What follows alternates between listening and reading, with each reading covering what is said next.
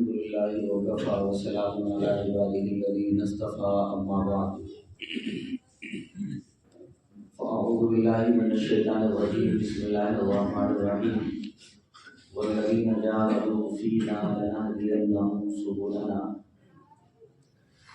سبحان ربك رب العزة عما يصفون وسلام على المرسلين والحمد لله رب العالمين اللهم صل على سيدنا محمد وعلى آل سيدنا محمد وبارك وسلم اللهم صل على سيدنا محمد وعلى آل سيدنا محمد وبارك وسلم اللهم صل على سيدنا محمد وعلى آل سيدنا محمد وبارك وسلم.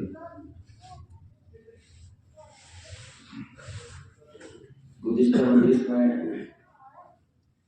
بات چل رہی تھی سلوک تصوف کے تعلق سے، اور اس وقت میں اس عاجز نے قطب الافطاب حضرت مولانا رشید احمد گنگوہی رحمہ اللہ کے بارے میں حضرت حاجی امداد اللہ مہاجر مکی رحمۃ اللہ علیہ سے ان کا کیا تعلق تھا، اور انہوں نے اپنی کیا باتیں حضرت حاجی جی کے دربار میں رکھی کہ میرا ذکر کرنے کی طبیعت نہیں ہے، رات کو یہاں لوگ ذکر کریں گے اور میں کرنا نہیں چاہتا، اس لیے کہ میرے لیے صبح میں اٹھنا، تہجد میں اٹھنا یہ بہت بھاری اور مشکل کام ہے.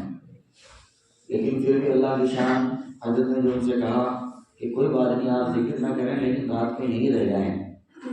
چنانچہ حضرت رشید احمد گنگوہی رحمہ اللہ حضرت کی خدمت میں تھانے بھون ٹھہر گئے، اور رات کو جب لوگوں کو اللہ اللہ کرتے دیکھا تو فرمایا کہ میرے دل میں طرح طرح کی قرآنی آیات آنے لگی کہ تتجافى جنوبهم عن المضاجع يدعون ربهم خوفا وطمعا ومما رزقناهم ينفقون، اور کہیں وبالاسحار هم يستغفرون، اور کہیں كانوا قليلا من الليل ما يهجعون کا الگ الگ آیات اس وقت میں میرے ذہن میں آنے لگی، اور میرے دل میں آخر یہ فیصلہ کیا کہ بھئی سب تو اللہ اللہ کر رہے تو سو کے کیا کرے گا، تجھے بھی تو اٹھنا چاہیے.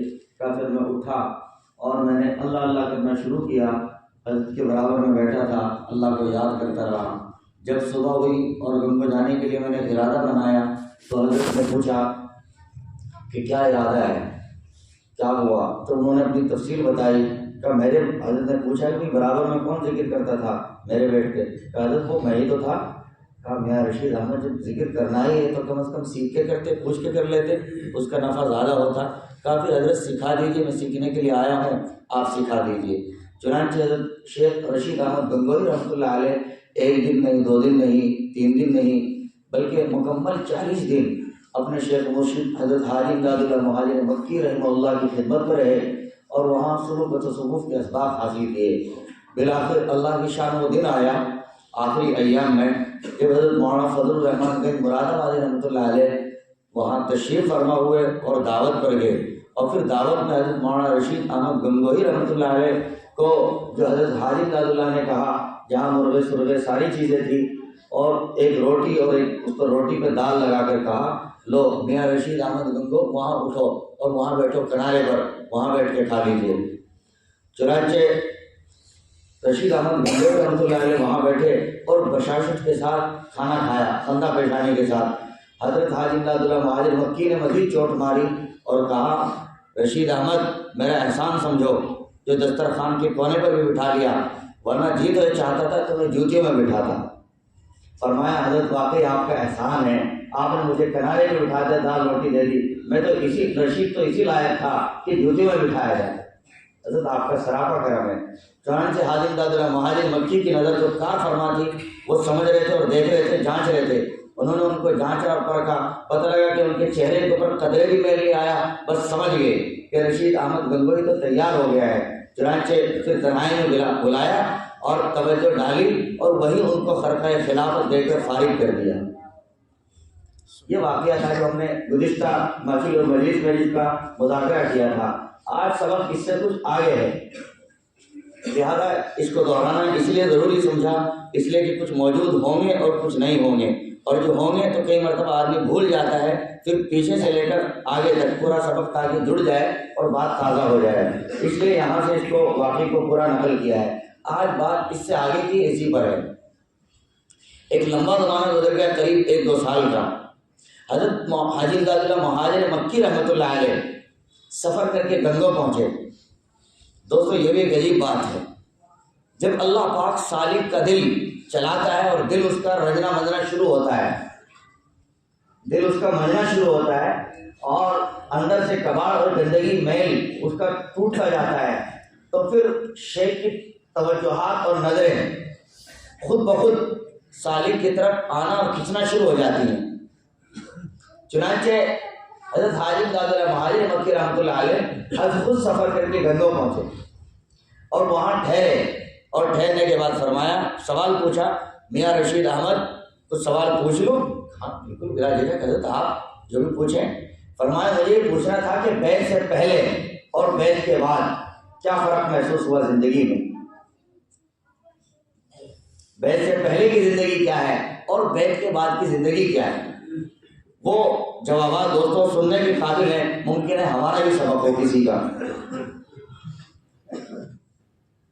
حضرت مولانا رشید گنگوہی رحمہ اللہ نے کہا، حضرت بیعت سے پہلے میں جب مطالعہ کرتا تھا کتابوں کا، یہ مطالعے کے بغیر بھی اور مطالعہ کرنے کے بعد بھی مجھے بہت ساری چیزوں میں اعتراض رہتا تھا، اشکال رہتا تھا، پتہ نہیں یہ بات ہے کہ نہیں ہے، یہ چیز ہے کہ نہیں ہے۔ کہا اس کے لیے بہت سارے حاشیے، بہت ساری شروحات، بہت ساری کتابوں کی طرف مراجعات کرتا، بہت سارے متون کو دیکھتا، اور اس کے بعد کبھی تسلی ہوتی اور کبھی نہ ہوتی۔ کہ اللہ کی شان جب سے آپ کے ذات سے جڑا اور آپ کی خدمت میں رہ کے آیا اور آپ نے میرے اوپر توجہ ڈالی، بس وہ دن اور آج اب مجھے کسی چیز میں اشکال نہیں ہوتا۔ اگر اشکال ہوتا بھی ہے کہ خود بخود اللہ پاک اس کا جواب عطا فرما دیتے ہیں۔ سبحان اللہ، اللہ اکبر۔ اور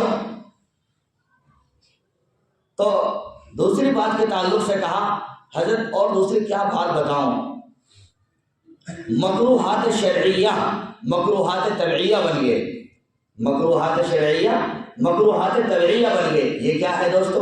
یہ آج کا سبق ہے۔ چنانچہ اسی عنوان پر، اسی موضوع پر آج ذرا سی گفتگو کرنی ہے۔ دعا کیجیے اللہ پاک اس سبق کو آسانی کے ساتھ سمجھانے کے لیے توفیق عطا فرما دے اور پھر اس پر ہم سب کو عمل کی توفیق عطا فرما دے۔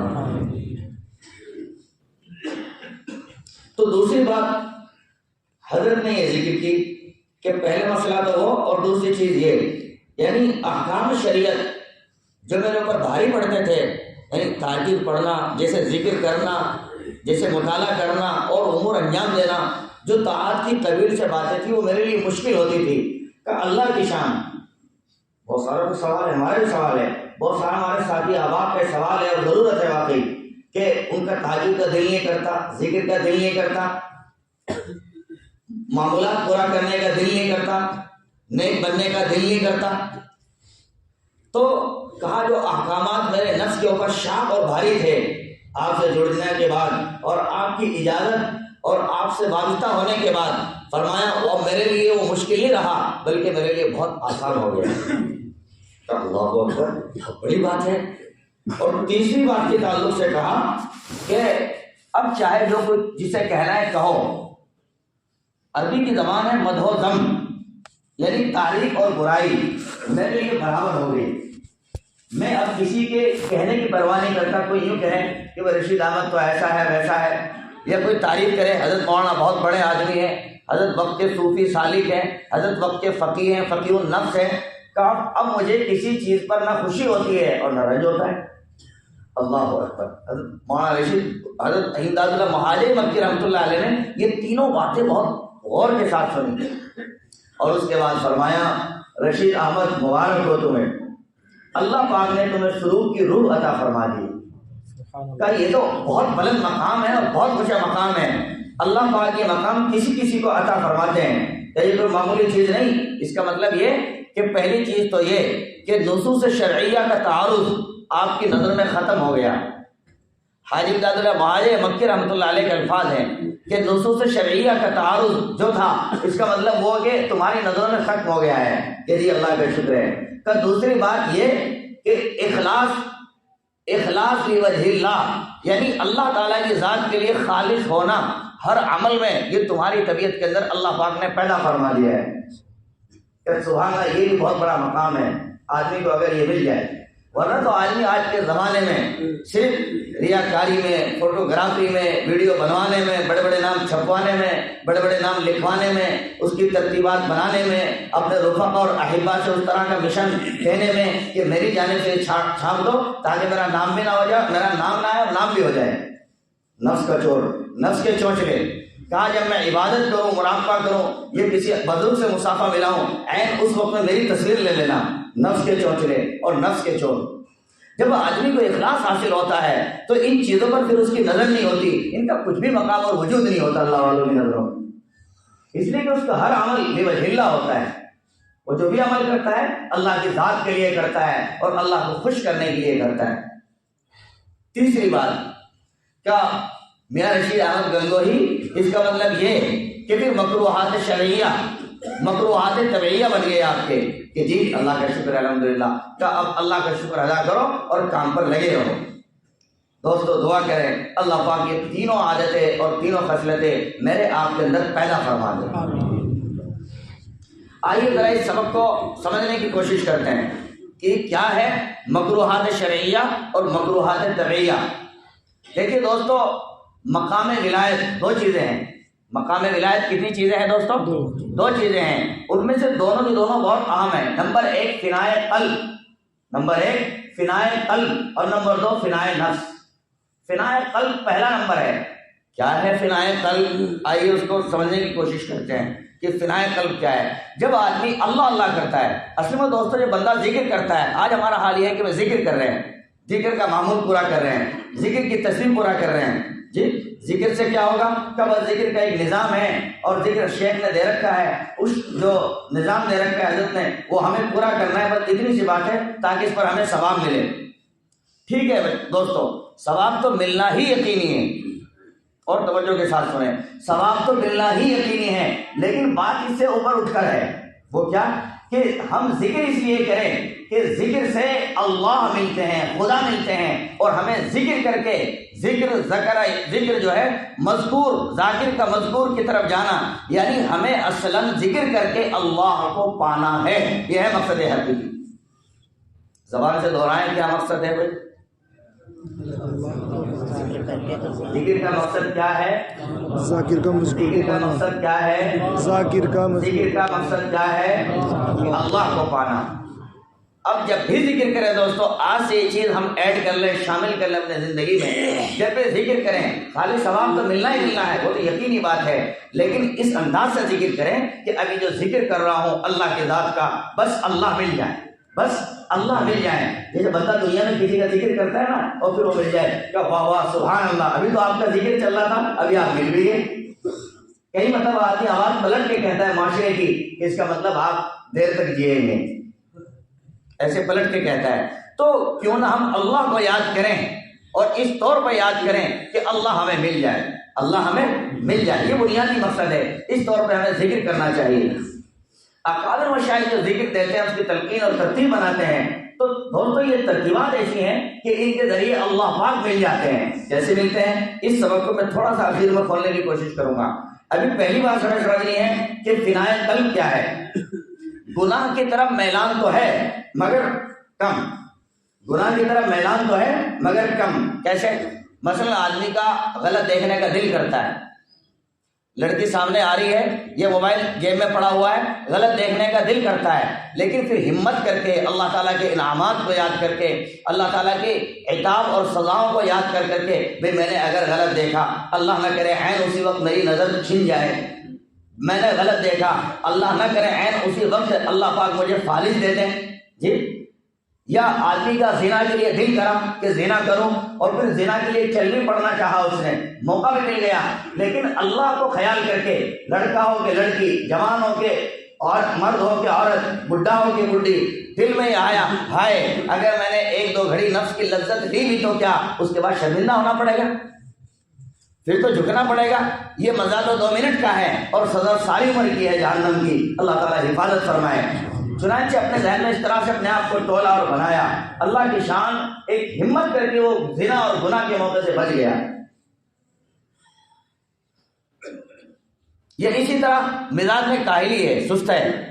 مثلا کوئی عبادت کرنا پڑے سست ہے، کوئی عبادت کرنا پڑے سست ہے، کتاب پڑھنا پڑے سست ہے، ذکر کرنا پڑے سست ہے، مسجد کی طرف آنا پڑے سست ہے، کتنا سست ہے، صبح اٹھنا پڑے سست ہے، الارم بج رہے 10 اٹھتا ہی نہیں، جب اٹھتا ہے کہ تہجد کا وقت بھی گیا، اذان کا وقت بھی گیا، اب صرف نماز میں 3 منٹ رہ گئی، اب بھاگ دوڑ کے اٹھ رہا ہے، بھاگ رہا ہے مسجد کو.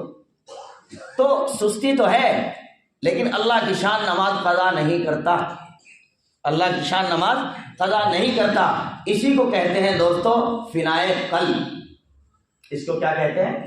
فنائے قلب. اس کو دوسری زبان میں کہا جاتا ہے ولایت صغریٰ.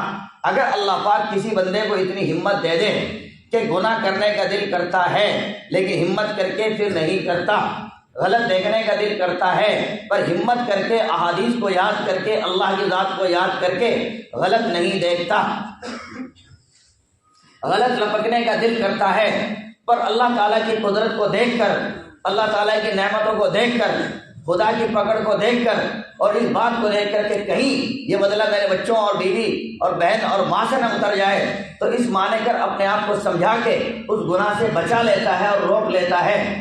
کسی کا قتل کرنے کا دل کرتا ہے مگر اللہ کے آیات سامنے پا کر کے پھر اپنے آپ کو روک لیتا ہے، تو اس کا مطلب یہ کہ پھر جس کو ایک کیفیت حاصل ہے، اس کا مطلب یہ وہ اللہ کا شکر ادا کرے، اسے اللہ پاک نے ولایت صغریٰ عطا کر رکھی ہے. ولایت صغریٰ یعنی دوسرے لفظوں میں یہ سمجھا جا سکتا ہے اگر کسی کو یہ نعمتیں نہیں، گناہ میں بہہ رہا ہے، بد نظری کر رہا ہے، زنا کر رہا ہے، آگے نکلا ہوا ہے، اس کا مطلب پھر یہ کہ اس کے پاس تو چھوٹی ولایت بھی نہیں آئی، اسے درد ہونا چاہیے. اور جسے آ گئی اب ولایت صغریٰ سے ولایت کبریٰ کے حصول کی طرف اب قدم بڑھائے کہ اللہ کی شان یہ تو مل گیا، لیکن اللہ کوئی ایسا دل بھی دے دے کہ گناہ کا دل ہی نہ کرے، کوئی ایسا دل بھی دے دے کہ مجھے نفرت ہو جائے. تو یہاں تک تو کہتے ہیں ولایت صغریٰ. دوستو ایمانداری سے کوئی سبق سمجھ میں آ گیا؟ جی الحمدللہ. اب اگلا سمجھیں. یہ فنائے قلب تھا، اب ہے فنائے نفس. فنائے نفس کتنا عظیم مقام ہے دوستو اور کتنی بلند چیز ہے فنائے نفس. اللہم صلی علی سیدنا محمد وعلی آل سیدنا محمد وبارک وسلم.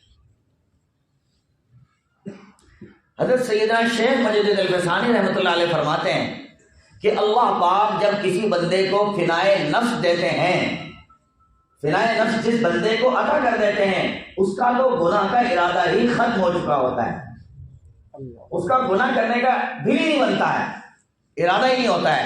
بعض احباب سوال کریں گے جو لتھڑے ہوئے ہیں، الجھے ہوئے ہیں اور نکلا نہیں جاتا، ہائے ایسا کیسے ہو سکتا ہے؟ یہ کبھی ہوا کہ کسی آدمی کا دل گناہ کا نہ کرے اور کسی آدمی کا دل گناہوں سے اس درجے نفرت کر لے کہ گناہ کی طرف میلان ہی نہ رہے؟ یہ کبھی نہیں ہو سکتا. یہ جھوٹوں کی دنیا میں رہتے ہوں گے. نہیں بھائی، سچوں کی دنیا میں رہتے ہیں اور سچوں کے ساتھ رہتے ہیں اور سچوں سے سبق پڑھا ہے. اللہ کرے یہ سبق میرے آپ کے لیے بہت آسان ہو جائے اور اللہ پاک اس کے سمجھنے کے لیے بھی آسان زبان عطا فرما دے.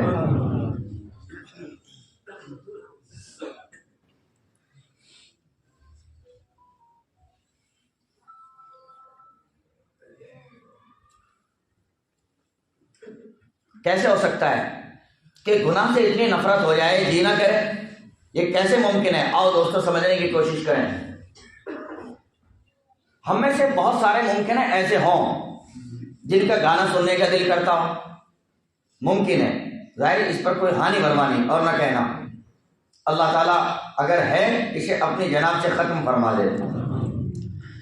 ہم میں سے اگر کچھ لوگ ایسے ہوں کہ ان کا گانا سننے کا دل کرتا ہو، اللہ نہ کرے، اور پھر وہ بندہ مسجد میں اس کا موسیقی اس کی روح کی غذا ہوتے ہیں، دن سنتے ہیں، رات سنتے ہیں، سوتے وقت سنتے ہیں، اس کے بغیر قرار نہیں آتا. دور پار کہیں رات کو ڈی جے بجے تو مکان سے باہر آ جاتے ہیں، اس کی طرف پہ ناچتے ہیں. اور اس کے سوا بہت سارے گناہ اور زنا کے عادی ہوتے ہیں. لیکن فرض کیجئے ایک آدمی زنا کا عادی ہو، گناہ کا عادی ہو، ناجائز کاموں پہ بہرا ہو.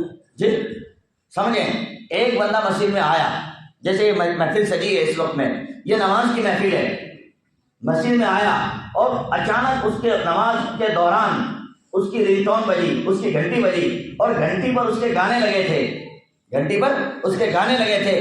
کوئی ایمانداری سے اگر مسجد کے ماحول میں اور ایسی پرسکون نورانی فضا میں اگر گانا بجتا ہے، اچھا لگے گا یا برا؟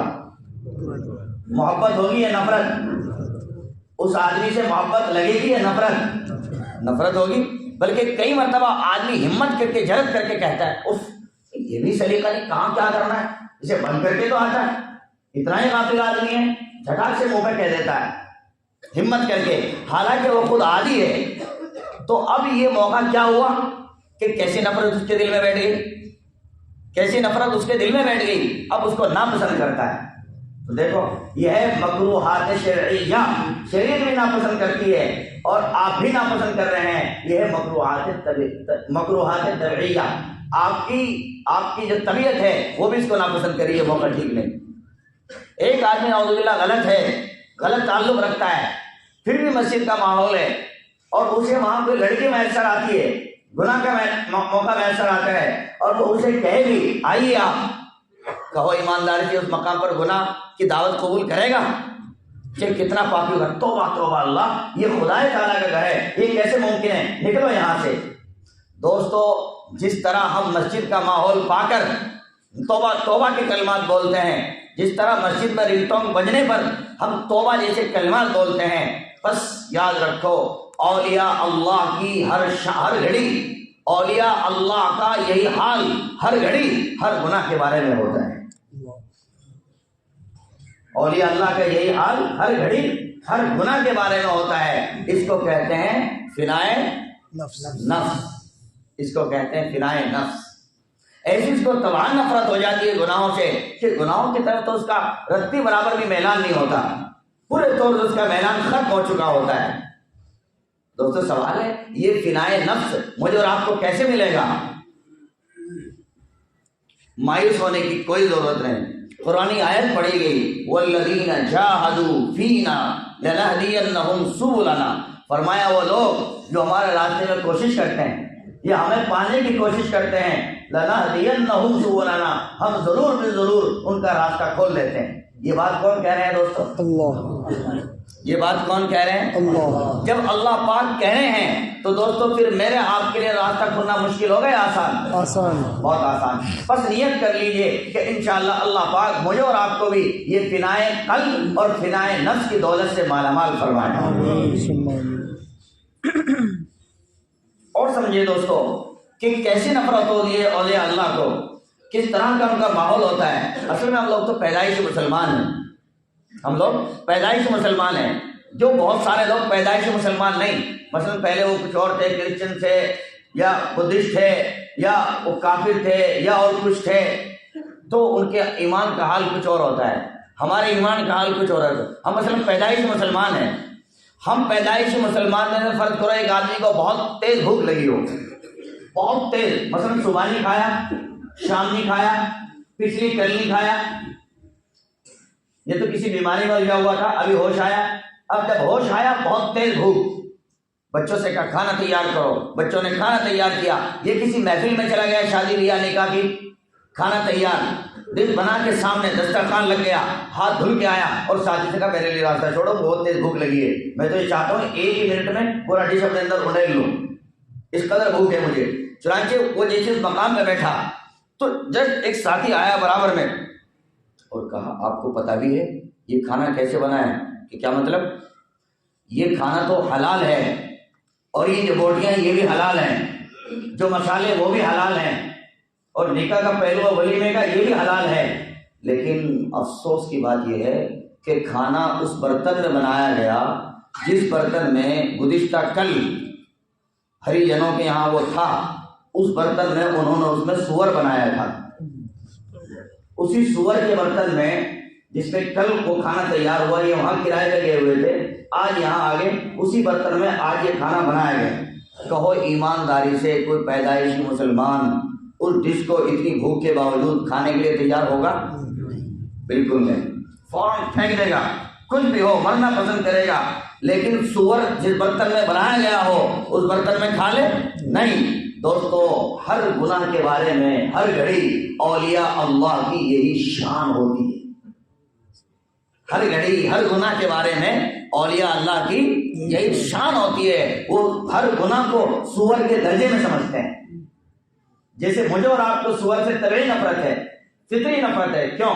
ماں باپ نے ہمیں سکھایا، ماں باپ نے بچپن سے سمجھایا سور ہے، یہ خنزیر ہے، غلط ہے، اور بچپن میں سنتے تھے 40 دن کی زبان ناپاک ہو جاتی ہے، حالانکہ یہ غلاۃ العوام میں سے ہے، یعنی اس کی کوئی وجود نہیں اس بات کی، لیکن پھر بھی یعنی اس قدر نفرت اندر بیٹھ گئی ہے۔ تو جس طرح دوستو ہمیں خنزیر سے نفرت ہے، جن اولیاء اللہ کو فنائے نفس حاصل ہوتا ہے ان کے دل میں بالکل خنزیر جیسی نفرت ہر گناہ سے ہوتی ہے۔ اللہ پاک کی نفرت مجھے اور آپ کو بھی عطا فرمائے۔ تو دوستو اتنی ساری وضاحت کے باوجود آپ کو لگتا ہے کہ یہ ہمارے لیے مشکل کام ہے؟ بولو آسان کام ہے یا نہیں ہے؟ میں اپنے بہت پیارے دوستوں سے عرض کروں گا جن کے اسباب ذکر میں کچھ ذرا اوپر چلے ہوئے ہیں، وہ ذرا ان دو باتوں کو اپنے ذہن میں ان سبق کی تجدید کریں اور مقامات کو اوپر حاصل کریں۔ ان مقامات کے بعد دوستو کچھ اہم ترین مقامات ہیں، اللہ پاک انہیں عطا فرماتا ہے۔ اگر بندہ محنت کرتا ہے، ارادے کرتا ہے، تو ہمیں ارادہ اگر ہم کریں گے تو دوستو پھر ہمیں فنائے قلب اور فنائے نفس اس کا حاصل ہونا بہت آسان ہے۔ یہ فنائے قلب اور فنائے نفس حاصل کیسے ہوگا؟ ایک سوال، فنائے قلب اور فنائے نفس کیسے حاصل ہوگا؟ دوستو اب بات نہیں آ رہی ہے، یہ حاصل ہوگا ذکر سے۔ کس چیز سے حاصل ہوگا؟ ذکر سے۔ کیسے ذکر سے؟ کس طرح کے ذکر سے؟ اس کو بھی سمجھنے کی کوشش کریں۔ دیکھیں، ایک ہے قلب، ایک ہے روح، ایک ہے سر، ایک ہے خفی اور ایک ہے اخفا۔ کتنی چیزیں گنوائیں آپ کو؟ ممکن ہے نہ یاد رہے، 5 چیزیں گنوائیں۔ نمبر 1 قلب، قلب کو دل کہتے ہیں۔ قلب کو کیا کہتے ہیں؟ دل کہتے ہیں۔ نمبر 1 پہلی چیز جو ہماری ہے وہ ہے دل۔ دل پر محنت کرنے سے خواہش کم ہو جاتی ہے۔ دل پر محنت کرنے سے کس چیز کی محنت؟ ذکر کی۔ کس چیز کی محنت دوستو؟ دل پر قلب پر ذکر کی محنت کرنے سے خواہش کم ہو جاتی ہے، اور روح پر محنت کرنے سے غصہ کم ہو جاتا ہے۔ جب آپ کہتے ہیں نا غصے میں جلے بھنے رہتے ہیں، غصہ ہر وقت چڑھا رہتا ہے، اس کا مطلب یہ پھر ذکر کی اس کیفیت پر نہیں گیا، ذکر کی اس کیفیت پر نہیں گیا۔ کیا مطلب؟ یہ جو 4-5 چیزیں ہیں نا، قلب، روح، سر، خفی، اخفا، یہ انسان کے باڈی میں ہے، بدن میں ہے۔ انشاءاللہ کوئی موقع آئے گا اس کی وضاحت کے ساتھ اور اس کا پورا نقشہ کھینچ کر انشاءاللہ حضرات کے سامنے یہاں سامنے کسی سہارے سے چیپٹر سے لگانے کی کوشش کریں گے۔ رشتہ کل کوشش بھی کی قاری محمد احسان کے ذریعے، لیکن ایسی ترتیب مہیا نہ ہو سکی۔ یہ آئندہ دنوں میں اسے کسی وائٹ اور بلیک بورڈ کے ذریعے سمجھانے کی کوشش کریں گے کہ یہ کیا ہے۔ تصوف ایسی کوئی مشکل چیز نہیں کہ آدمی سمجھ کے اور ہاتھ دھر کے بیٹھ جائے کہ ہم سیکھ نہیں سکتے۔ نہیں، اللہ پاک ہر کسی کو سکھا سکتے ہیں اور آسان بنا سکتے ہیں، اور معصیت سے اس کا پہنا چھوٹ سکتا ہے انشاءاللہ تعالی۔ تو روح پر اگر آدمی محنت کرے گا، روح کے اوپر روح کا ذکر کرے گا، روح پر روح کا ذکر کرے گا، تو اس کے اندر سے غصے کا جو مرض ہے وہ جاتا رہے گا۔ اسی طرح ایک مرض ہوتا ہے بخل کا، کنجوسی کا۔ آدمی کنجوسی کرتا ہے، بچوں کے معاملے میں کنجوسی کرتا ہے، بیوی کے معاملے میں کنجوسی کرتا ہے، گھر کے معاملے میں کنجوسی کرتا ہے۔ مثلا اللہ پاک نے نعمت دی ہے، سارا کچھ گھر اچھا ہے، بیت الخلا کے ایک صرف پردہ نہیں ہے، اسے نہیں لگوا سکے گا۔ بخل اندر طبیعت میں موجود ہے، حالانکہ نعمتیں سب کچھ موجود ہیں، گھر میں ساری نعمتیں موجود، صرف ایک لائٹر کی ضرورت ہے۔ لیکن ہر گھڑی بیوی محلے پڑوس میں ماچس مانگنے جاتی ہے، لیٹر مانگنے جاتی ہے، بخیل ہونے کی وجہ سے اس خرچ کو پورا نہیں کر سکے گا، کنجوس ہے۔ رشتہ دار آئیں گے، مہمان آئیں گے، انہیں چلگوزے، بادام ساری چیزیں کھلوائے گا، لیکن جب معاملہ آئے گا اپنی بیوی بچوں کو دوا دلوانے کا، وہاں کنجوس اور بخیل ہو جائے گا۔ جی، رسم و رواج کا معاملہ آئے گا، بڑا بڑا بھات لٹائے گا۔ یہ بھات اس لیے لیا ہے کہ یہ بھی رسم ہے، بڑا بڑا بھات لٹائے گا اور نام سنے گا کہ میرا نام ہو رہا ہے، میرا کام ہو رہا ہے، لیکن خدا نہ خواستہ اگر بچوں کو دینی محفل میں لے جانا ہے، دینی مجلس میں لے جانا ہے، یہ تلاوت داری میں لے جانا ہے، وہاں کنجوس بنے گا، جی وہاں کنجوس بنے گا اور عام بسوں میں دھکے کھلوائے گا، اپنی غیرت ایمانی کا خیال نہیں کرے گا۔ یہ ہے بخل کا مادہ، بخل کا مرض اندر۔ اور بہت ساری شقیں، آدمی کی اپنی پرسنل ضرورت ہے، اپنی ضروری ضرورت ہے، مثلا کسی محفل مجلس میں جانا ہے، بہت کوشش کرے گا لٹک کے چلا جاؤں کسی کے ساتھ، یہ فری میں میرا کام بن جائے۔ ارے بھائی جس طرح بدن کا حق ہے اسی طرح روح کا بھی تو حق ہے۔ جس طرح آپ بدن کے لیے کپڑا خریدتے ہیں، فلاں خریدتے ہیں، اس لیے روح کا بھی تو حق ہے۔ تو روح بنانے کے لیے اگر کسی محفل جانا پڑے، مسجد جانا پڑے، اللہ والے پاس جانا پڑے، تو کیوں نہ آپ اس کے لیے شاندار انتظام کر کے جائیں نا؟ کیوں بخل کا مان اندر موجود ہے؟ کوئی نیئر ڈیئر دوست آ جائے، فضول خرچی کرے گا، خواہ بغیر وجہ کے اس پہ اڑائے گا، اور جب معاملہ دین کا آئے گا تو سکڑ جائے گا۔ معاملہ رسم و رواج کا ہے، کسی ولی میں سلیم عقیقے کا ہے، نہ جانے کتنا اڑا دے گا، کتنا خرچ کر دے گا، لیکن اللہ کی راہ میں، نیک راہ میں، اپنی ذات پر، اپنے ضروری معاملات میں نہیں، زیرو۔ مہمان آئے تو کتنا فضول خرچی کر دے گا، بہت مرتبہ سالن کئی مرتبہ دوگنا بچ جاتا ہے، لیکن ڈیلی صبح تہجد میں اٹھتا ہے، اور سستی رہتی ہے، یہ نیند رہتی ہے۔ کاش اس وقت میں کوئی بادام، کاش اس میں کوئی انڈا، کاش اس وقت میں کوئی اس طرح کی چائے، دودھ، یا کوئی ایسی کافی، کوئی ایسی چیز جو بدن کو عبادت پر تیار کر سکے اور تازگی پیدا کر سکے، وہ نہیں کرے گا، وہاں کنجوسی برتے گا۔ یہ ہے بخل دوستو، یہ ہے بخل۔ تو یہ تو چند مثالیں دی ہیں۔ جب آدمی ذکر کی محنت کرتا ہے اور شیخ اسے سمجھ کر کہ کہاں تک کہ ذکر پر یہ پہنچ گیا ہے، پھر اسے ذکر کی تلقین کرتا ہے، تو پھر یہ جو بخل کماتا ہے نا، یہ رخصت ہونا شروع ہو جاتا ہے، نکلنا خود بخود شروع ہو جاتا ہے۔ یہ ہے ذکر کی ترتیب۔ چوتھے پہلو پر ہے خفی، اس کا اپوزٹ، اس میں کیا بیماری چھپی ہوئی ہے؟ یہاں چھپا ہوا ہے حسد، کینہ، چڑھتا ہے، جلتا ہے، دوسروں دوستوں کو دیکھ کے جلتا ہے، دوسروں کی نعمتوں کو دیکھ کے جلتا ہے، کسی کا مکان دیکھ کے جلتا ہے، کسی کی ترقی دیکھ کے جلتا ہے، کوئی حج عمرے پہ گیا اسے دیکھ کے جلتا ہے، کوئی اچھا پڑھاتا ہے اسے دیکھ کے جلتا ہے، کوئی عمدہ تقریر کرتا ہے اسے دیکھ کے جلتا ہے، کوئی حشاش بشاش رہتا ہے اسے دیکھ کے جلتا ہے، اندر جلتا ہے، چور ہے اس کے اندر۔ اس کا مطلب یہ کہ صرف ذکر میں کہیں نہ کہیں کمی ہے، اور ذکر خفی کے اوپر جو ذکر کی محنت کرنی تھی، تحلیل کی یا تذکیر کی، وہ برابر نہیں کر سکا۔ اگر کاش وہ نصاب پورا ہو جاتا تو یہ حسد کی بیماری اندر سے رخصت ہو جاتی۔ اللہ پاک یہ سمجھا دیتے کہ گاڑی دینے والا کون ہے اس کو، بولے بھائی اللہ، گاڑی دینے والا کون ہے اس کو، گھر دینے والا کون ہے اس کو، اچھے کپڑے دینے والا کون ہے اس کو، اچھا موبائل سواری جو بھی کچھ ہے، اچھی نعمتیں کون دینے والا ہے اس کو اچھا علم دینے والا کون ہے، حج کی توفیق اور سعادت دینے والا کون ہے؟ اللہ۔ تو پھر اللہ سے لڑو نا۔ اگر آپ میں طاقت ہے آپ اللہ سے لڑو، اس اللہ تعالیٰ نے اسے طاقت کیوں دی ہے؟ بس دور جلتے رہتے ہیں، بھونتے رہتے ہیں۔ اور کئی مرتبہ آدمی کسی کو دیکھتا ہے تو نفس برادری پر جلتا ہے، ارے فلاں برادری کا آدمی بنا کوئی بات ہے، یار وہ استاد بن گیا، یار وہ حضرت بن گیا، یار وہ خطیب بن گیا، یار وہ وقت کا ولی بن گیا۔ یہ کوئی چیز ہے؟ یہ کوئی چیز نہیں، وہ بہت نیچے کی چیز ہے۔ اس نے اللہ پاک سے جو مانگا ہے، اللہ پاک سے جو لگائی ہے، اور راتوں کی گھڑی اور تنہائیوں میں جو رویا ہے، اور اس کے کسی بڑے نے اس کے دل کے اوپر جو توجہ ماری ہے، اس کی وجہ سے جو دل بن گیا ہے اور رضائل اس سے نکل گئے ہیں، اور خدا کی محبت جو اسے مل گئی ہے، تو آپ کیوں چل رہے ہیں اس کے اوپر؟ یہ تو خدا نے دیا ہے، آپ خدا کو پکڑو نظر آ جاتے۔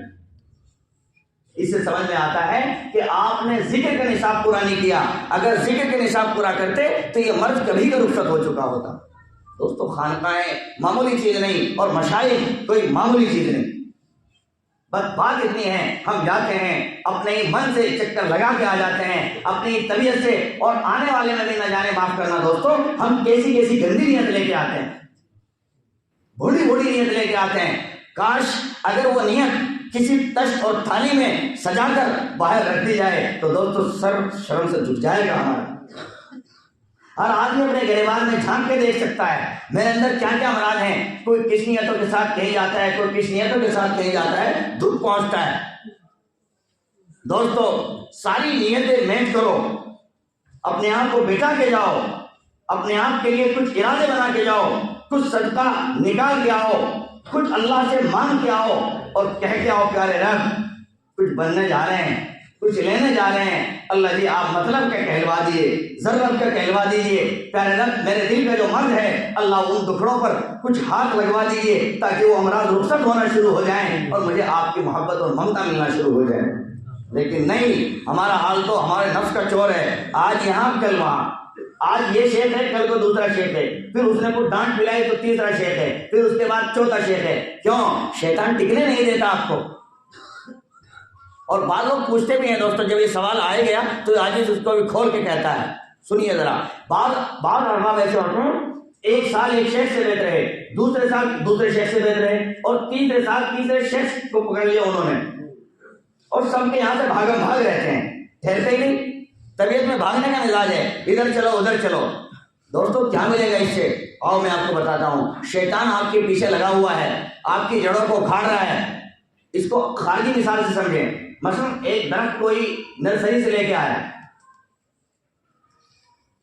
اللہم صلی علی محمد، ایک آدمی نرسری گیا اور نرسری سے درخت لے کے آیا، کوئی بھی درخت. اس نے اس کو آتے کے ساتھ پہلے اپنے گھر لگایا. بیوی نے دیکھا، بچوں نے دیکھا، یہ کیا کباڑ لگا دیا تم نے، یہ تو اچھا نہیں لگ رہا، اسے ہٹا دو، دوسرا لے کے آؤ اس کی جگہ. اب چند دنوں کے بعد اسے وہاں سے اکھاڑ دیا، اسے لے کے گیا گھیر میں لگا دیا، گھیر میں لگا دیا. اب جب گھیر میں لگایا تو وہاں بھینس آتی ہے، جانور آتے ہیں، سوچا یہ تو کوئی ٹکر مارے گا، یہ بکری جیسی چیز آئے گی، بھینس ایک منہ مارے گی، اللہ اللہ فیصلہ، اس کا قصہ ہی ختم. اب جی میں آیا، کہا بھائی کیا کریں، کہا اس کو یہاں سے بدل دو. اب وہاں سے اسے اکھاڑا اور اب کھیت میں لے گیا کہ یہاں چلے گئے ٹھیے پہ، کھیت میں لگا ڈالا اسے. تو دوستوں بار بار درخت اکھاڑنے سے، بار بار درخت کو پھاڑنے سے اور جگہ چینج کرنے سے، تبدیل کرنے سے، کہو ایمانداری سے کئی مرتبہ درخت کی جو قوت نشو نما کی ہو وہ مر جاتی ہے کہ نہیں مر جاتی ہے؟ وہ سوکھ جاتا ہے کہ نہیں سوکھ جاتا ہے؟ بالکل یہی حال. جب آپ ایک شیخ سے دوسرا شیخ لیا اور پھر دوسرے شیخ سے تیسرا پیر لیا، پھر اور چوتھا مرشد کوئی بدل لیا، تو دوستوں جو اندر مادہ ہے نا روح کے آگے بڑھنے کا، ترقی کرنے کا، کئی مرتبہ یہ مردہ ہو جاتا ہے اور سوکھ جاتا ہے اور توفیق میں نہیں اسے ملتی، پھر پڑا رہتا ہے ایک سائڈ اور اس کی ترقی ہوتی نہیں. اللہ تعالیٰ اس بدنظمی سے ہم سب کی حفاظت فرمائے. اس لیے کہا جاتا ہے تصوف کے ضابطے میں، یک در بگیر محکم بگیر. جس اللہ والے کا پکڑ لو دوستو، نہ نقشبندی ضروری، نہ چشتی ضروری، نہ سہروردی ضروری، کوئی بھی بندہ اللہ کا پکڑ لو اور کسی بھی سلسلے کے پکڑ لو. امید ہے انشاءاللہ تعالیٰ اگر آپ کے اندر سچی طلب موجود ہے اور اللہ پاک پر آپ کی پکی نظر ہے اور اللہ کی ذات سے آپ مانگ رہے ہیں، انشاءاللہ ایک دن آپ منزل پر ضرور پہنچ جائیں گے. کیا منزل ہے؟ گناہوں سے نفرت، اللہ پاک کی محبت. گناہوں سے نفرت، اللہ پاک کی محبت، یہ بڑی دولت ہے. یعنی یہی مکروہات شرعیہ، مکروہات طبعیہ بن جائیں جو حضرت مولانا رشید گنگوہی رحمۃ اللہ علیہ کو مقام حاصل ہوا تھا. یہ وہ مقام ہے. چوتھی چیز ہے اخفا. بعض احباب ذکر کرتے ہیں، بعض احباب کہتے ہیں کہ جی کبر ستاتا ہے، بڑائی ستاتی ہے. مثلا پڑھانے جاتا ہوں تو جوش میں آتا ہوں کہ میں بہت کچھ ہوں. تو یہ حالانکہ اس کے علاوہ بھی بہت سارے اس کے جوابات ہیں اور علاج ہیں، لیکن نہیں، وہ چھوڑ دیجئے. صرف بات اسی پر چل رہی ہے. اخفا آدمی کے بدن کے اندر ایک حصہ ہے جی، اور جب شیخ اسے ذکر تلقین کرتے ہیں کہ اب اس مادے کا ذکر کرو، جب وہ اس مادے کا ذکر کرتا ہے تو اندر جو بناوٹ کا مادہ ہے، کبر کا مادہ ہے، وہ خارج ہو جاتا ہے، نکل جاتا ہے. کیا مطلب؟ یعنی اب اس کی اب سوال کریں گے آپ میں سے بہت سارے حضرات دل میں سوال ہوتا ہے، یہ کیسے ہو سکتا ہے؟ بھلا ہماری پڑھائی ہو، کوئی ہمیں کہہ رہا ہو حضرت جی، حاجی جی، تہجد ذاکر جی، متحجد جی، یا کوئی دوسرے القاب آداب بول رہا ہو، عظیم خطیب، عظیم امام جی، یا اور کوئی ایسا، ہمارے جو القاب آداب ہو سکتے ہیں، ہماری تعریف اور بڑائی ہو سکتی ہے. کہ یہ کیسے نہیں ہو سکتا؟ جب تعریف ہوگی ہم بھولنے کے لیے کیسے ہو سکتا ہے؟ ہاں دوستو سمجھو، یہ کوئی مشکل پارٹ نہیں، بہت آسان ہے. بھئی اگر کوئی اس مائک کی تعریف کرے پر کہ بھئی بابا حافظ نواب صاحب نے مائک بہت عمدہ اختیار کیا، ماشاءاللہ کہاں سے منگوایا، بہت جاندار مائک ہے، تو کہو ایمانداری سے جب مائک کی تعریف ہو رہی ہے، اصل اس مائک کو پھول کے خوش ہو جانا چاہیے، لیکن نہیں. آپ سب سمجھتے ہیں جب مائک کی تعریف ہو رہی ہے ہم اس کے پیچھے جاتے ہیں، اس کی کمپنی کیا ہے، اس کا بنانے والا کون ہے. بھئی کمال ہے اس کی کمپنی کا ہے، بنانے والے کا. بات سمجھ میں آ رہی کہ نہیں دوستو؟ یا کوئی گھنٹہ آپ نے دیکھا، کوئی گھڑی آپ نے دیکھی، واہ واہ بہت شاندار گھڑی، واہ واہ کیا چمک دمک ہو رہی ہے گھڑی، بہت شاندار لگ رہی ہے گھڑی. اب گھڑی کی جو تعریف ہو رہی، اب گھڑی کے تو گھنٹہ بن جانا چاہیے پھول کے. لیکن نہیں، ہر آدمی سمجھتا ہے کہ کس کمپنی کی ہے، سوال کرتا ہے کس کمپنی کی، کہا یہ تو فلاں کمپنی کی ہے۔ تو اب وہ جو کمپنی کے لوگ ہیں، اب تعریف کس کی ہوگی دوستو؟ بنانے والے کی ہوگی جس نے گھڑی کو بنایا۔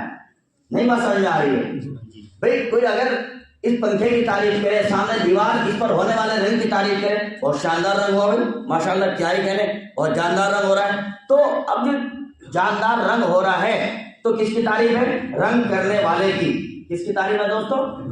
بس یہی حال اولیاء اللہ کا ہوتا ہے، جب ان کی تعریف ہوتی ہے، جب ان کی بڑائی ہوتی ہے، فوراً اللہ پاک کی طرف متوجہ ہو جاتے ہیں کہ اب میں تھوڑی کچھ ہوں، میرے اللہ نے مجھے ایسا بنایا ہے، میرے مرشد نے میرے پر توجہ ڈال کے مجھے اس قابل بنایا ہے، یہ تو نظارت کا کمال ہے۔ پھر دل دل میں ہوتا ہے اور اللہ پاک سے کہتا ہے پیارے رب میں کہاں اس قابل تھا، میں کہاں اس قابل تھا کہ دنیا مجھے گلے لگاتی جی اور مجھے محبت و سر پہ بٹھاتی۔ اے میرے رب یہ تو آپ کا فضل ہے۔ اللہ جی اگر آپ فضل نہ فرماتے، کھیت کیار سے نہ نکالتے، علم تعلیم مدرسہ مکتب کا دروازہ نہ کھولتے، اور پھر مشائخ کے راستے میں نہ آتا، اور اللہ کی محبت نہ ملتی، اور ذکر کی ترتیب نہ بنتی، اور راتوں کو نہ ہوتا، اور آپ گناہ نہ چھڑاتے، پھر پیارے رب میں تو گندا ہی تھا۔ یہ ساری کی ساری توفیق آپ کی جانب سے ہوں گے، میرا کوئی بھی کمال اس میں نہیں۔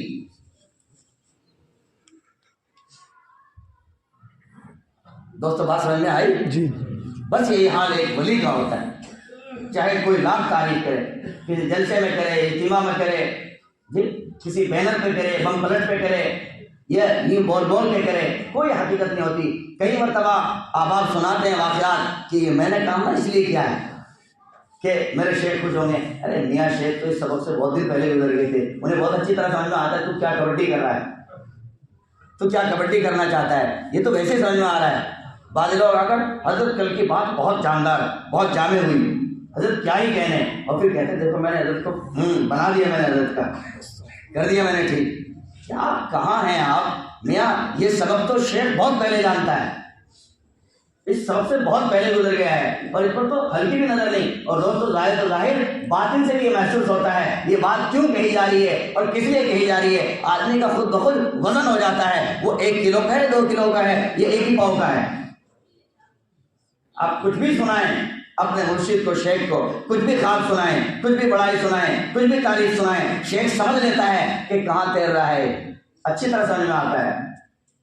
آج کل بہت سارے لوگ خوابوں کی دنیا پہ ٹکے ہوئے ہیں، خواب سناتے ہیں، میں نے خواب دیکھا، خواب میں دیکھا، خواب میں دیکھا۔ ارے کیا ہے خواب؟ خواب کے بارے میں قرآن پاک کہتا ہے اضغاث احلام، یہ تو اضغاث احلام بیکار کی چیزیں ہیں۔